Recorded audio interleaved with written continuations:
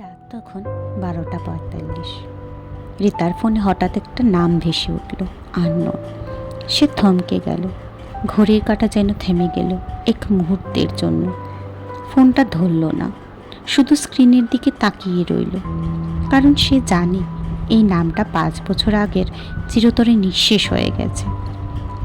বাইরে তখন হালকা বৃষ্টি, জানলা ঠক ঠক শব্দ পড়ছে, আর রিতার চোখে শুধু সেই নামটা জ্বলছে আগুনের মতো। হয়তো কিছু স্মৃতি কখনো মরে না, শুধু রূপ বদলায় এক ভয়ঙ্কর নীরবতা।